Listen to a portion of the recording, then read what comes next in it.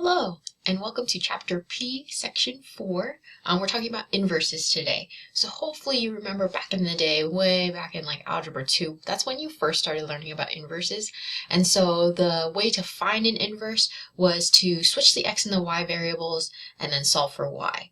Because an inverse, what it is like if you reflect the function over the line y equals x, which is a diagonal line with a slope of 1, y-intercept of 0. And so if you reflected the function over that line, this is the new function you would end up with. So this is how we wrote it in symbols. The original function we would label as f of x, and then once we turned it into an inverse, we would use that little exponent of -1 to stand for an inverse. So this is just inverse of f of x.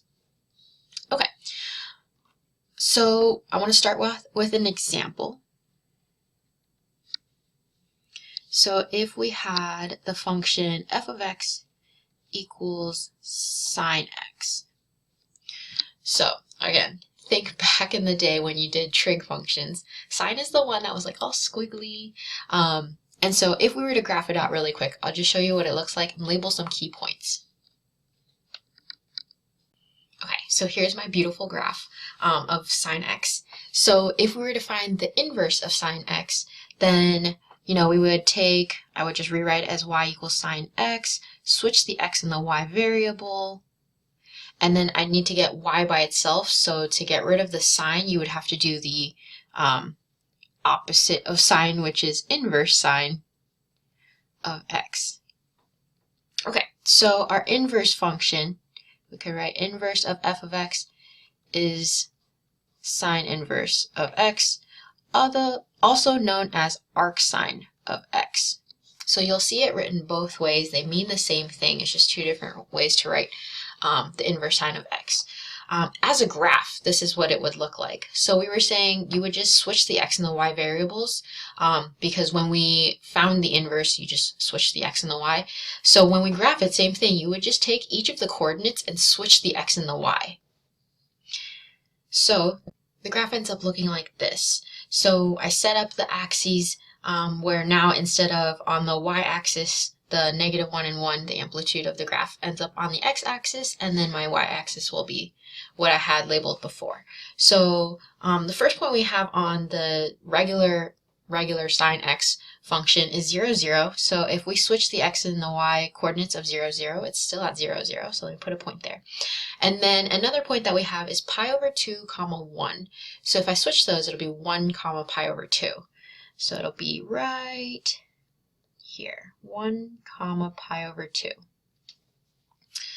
And then I had another coordinate at pi, 0. That one right there. So switching that would be 0, pi. So 0, pi ends up being here on our new graph. And then we have 3 pi over 2, -1. So switching that would be -1, 3 pi over 2. -1, 3 pi over 2 is here. And then the last one is 2 pi, 0. So that'll end up being 0, 2 pi. Connecting that together ends up being like this. Kind of awkward. Sideways, essentially. So that's basically what the inverse graphs are. You're just flipping it over that y equals x line. And we can repeat this for all of the points that are on the left side of the original graph as well. It would end up, I'm just going to do it real quick, like this.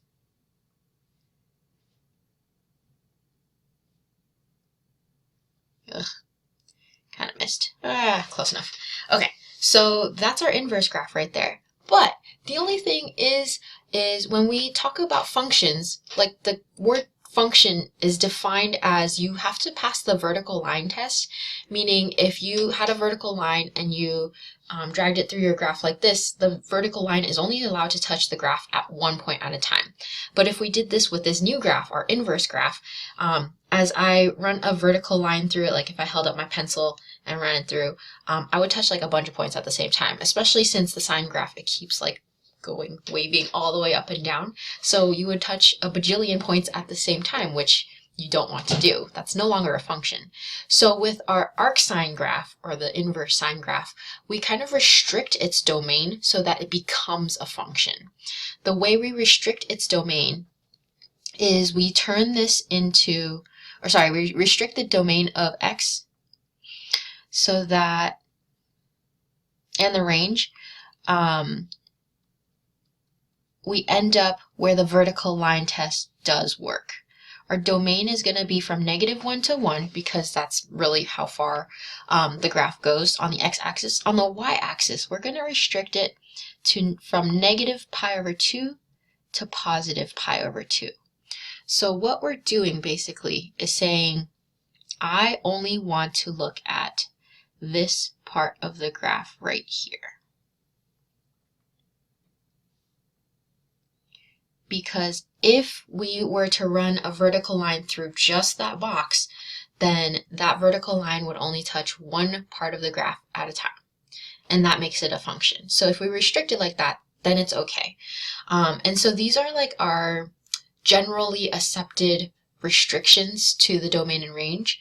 And this occurs for all our other trig graphs as well. So I'm just going to write down really quick what the restrictions are for arcsine, arctan, and the others.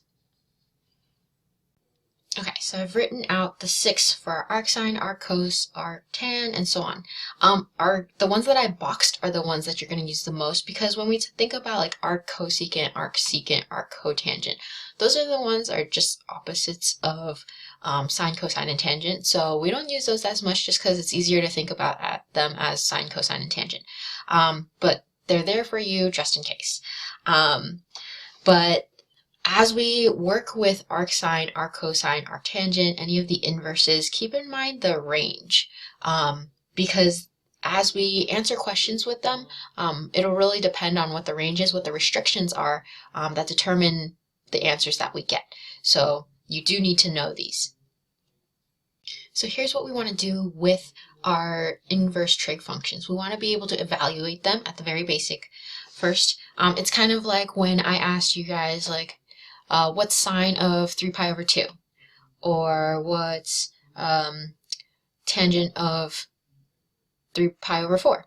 Something like that. So here, remember, we're thinking about this like the other way now. So before, I would ask you sine, tangent, cosine, or whatever of a specific angle. So arcsine or inverse sine, we are looking for, like, instead of being asked about an angle, that our answer is going to be the angle. So here, my first example is arcsine of -1/2. So if we rewrite this, like kind of like when we talked about the restrictions, this can also be thought of as sine of y equals x. So if you want to think about this as sine of what equals -1/2. So we're basically saying, what angle is the sine coordinate -1/2? And so I put the unit circle here for you to refer to. You should know this though. You guys do need to know your unit circle pretty well. You don't want to have to refer to it all the time because it really slows you down. So in the unit circle, -1/2 occurs in the sine position, because remember, sine is the y coordinate. -1/2 occurs here and here. So 2 spots. Okay, so our question mark, sine of what angle, could either be 7π/6 or 11π/6. Also, we're in calculus now, so we don't deal with degrees at all. Keep it in radians. So based on these 2 answers, we also need to look back at our restrictions because we're using arcsine. The range for this was supposed to be from -π/2 to π/2 for arcsine. Okay, so first, neither of my answers are between -π/2 to -π/2 to π/2. The 11π/6 is in the right spot, just not in the right angle. So if we were to look for an angle that's in between -π/2 to π/2, 11π/6, its coterminal angle, or another name for that angle in that same spot, is actually -π/6. So that means arcsine of -1/2 is equal to -pi/6. And that's 7 pi over 6, because it's not even in the right spot, it doesn't count as at all. So I kind of think about the -pi/2 to pi/2 as like quadrants. We're saying it has to be in either quadrant 4 or quadrant 1. So that's a little bit easier for me to think about in terms of quadrants versus like the range of numbers.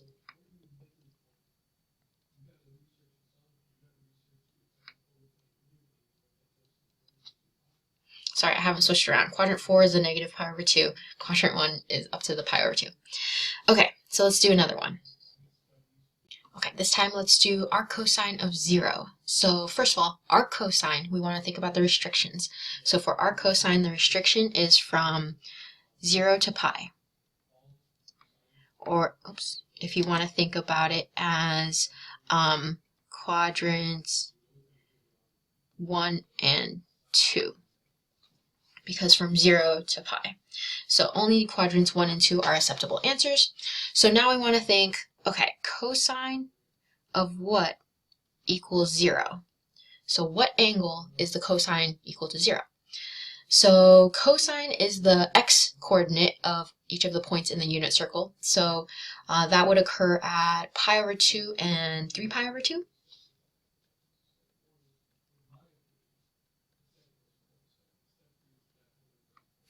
Okay, but we have to remain between 0 and pi.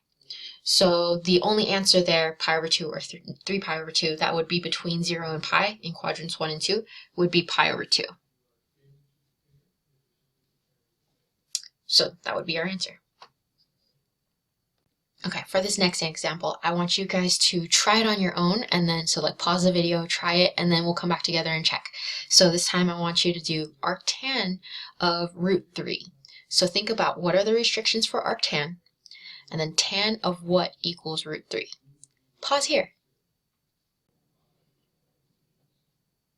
Okay, coming back together. Hopefully you took the time to pause. So first, arctangent, I wrote the original restrictions wrong. It's -pi/2 to pi over 2, but it's not inclusive of -pi/2 and pi/2. So they should be regular parentheses, not the square brackets. But either way, you're still looking at them as in terms of quadrants. So we're looking at either quadrant 4 or 1. So tangent of what equals √3, and that should occur at pi/3 or 4 pi/3. So the only one that was in quadrants 4 or 1 was pi/3.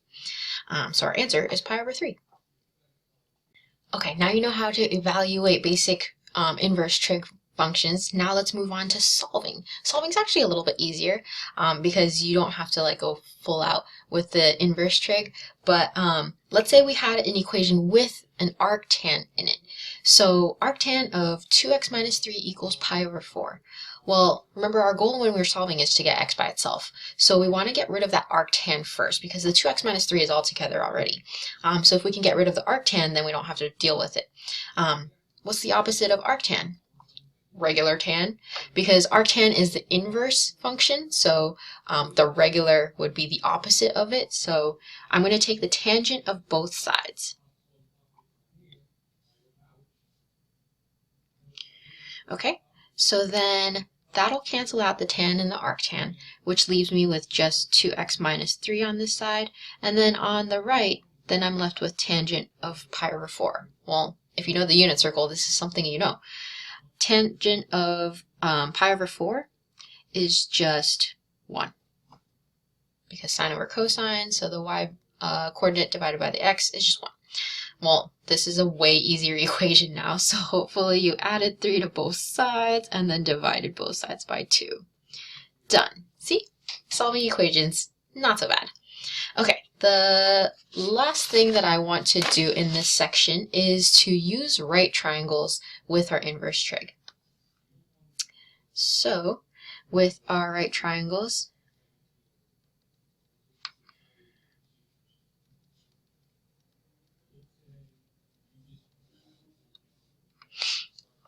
my example is going to be if I had the equation y equals arcsine of x, where y is actually in between 0 to pi over 2, find the cosine of y. So this sounds a little crazy as a question. They're giving us an equation, we've got some sort of restrictions going on, and they want to know cosine of y? What the heck? Well, as the title says, we're going to use right triangles for this. So every time I want you to draw out the right triangle. That is like the key to this. Okay, so here's my real pretty right triangle. Oof, yikes. Okay, close enough. All right, so first, they're telling us that arcsine of x equals y. So in other words, we can rewrite that as sine of y equals x. Okay, because that's what an inverse trig function is. So really they're saying y is the angle, because you always find sine or cosine or whatever of an angle. So I'm going to choose one of these angles to be y. I'll just label it here. Okay, and they're saying sine of that angle is equal to x. Well, normally sine is opposite over hypotenuse. And they're telling us that equals x, so I can really write that as like x over 1. So that tells me that the opposite side to the y is x, and the hypotenuse is 1. Cool. So this is why it's so important to draw out the right triangle, because then you can label everything. Because at this point, it's a right triangle. If we know two of the sides, we can use Pythagorean Theorem to find the third side. It's a little weird because I've got x's in it, but it's still doable. So Pythagorean Theorem, a squared plus b squared equals c squared. So my hypotenuse is 1, so that's c. 1 squared equals x squared plus, I'll just call this b for my third side. Okay, I want to know what my third side is going to be, so we're going to solve for b. 1 squared is 1, and I'm going to subtract x squared to get b squared by itself, and then I'm going to square root both sides. Normally when I square root both sides, I would need the plus or minus, but here a negative doesn't really make sense because we're talking about the length of a triangle, and you can't have negative lengths. So really b is just going to be the positive square root 1 minus x squared. Okay, so let me replace that with square root of 1 minus x squared. Okay, so if our goal is to find cosine of y, cosine is usually when we take the adjacent and divide it by the hypotenuse. So if y is our angle that we're looking at, the adjacent side would be that square root of 1 minus x squared, and then our hypotenuse is 1. So final answer, cosine of y equals the square root of 1 minus x squared. So that's the goal. Draw the triangle, draw the right triangle, fill in all the sides, and then find whatever trig function they want you to find. In this case, it was cosine of y. Okay, we are ready for the last example of this section. So here, this one's actually slightly easier, so I'm going to give you guys the example and then have you try it out on your own. So pause and then try. So here, if arcsecant of root 5 over 2 equals y, find the tangent of y. So again, my hints are draw out the right triangle, label everything you can, find that third side, and you should be able to find tangent of y. Pause here. Okay, so after pausing, hopefully you got a final answer of 1/2. So the process for this, arcsecant of root 5 over 2 equals y is really just saying secant of what? Secant of y equals root 5 over 2. So secant is usually found by hypotenuse over adjacent. So drawing out my triangle, I labeled y, and then the hypotenuse would have to be root 5, since that matches with the hypotenuse spot here. The adjacent side would have to be 2. I'm going to use Pythagorean Theorem to solve for b, and then that gives me b equals 1. So finally, now that I have all three sides filled in of the right triangle, tangent of y would just be opposite over adjacent, which is opposite is 1, adjacent is 2, so 1 over 2. Hopefully that worked out for you. Thanks for watching. Bye!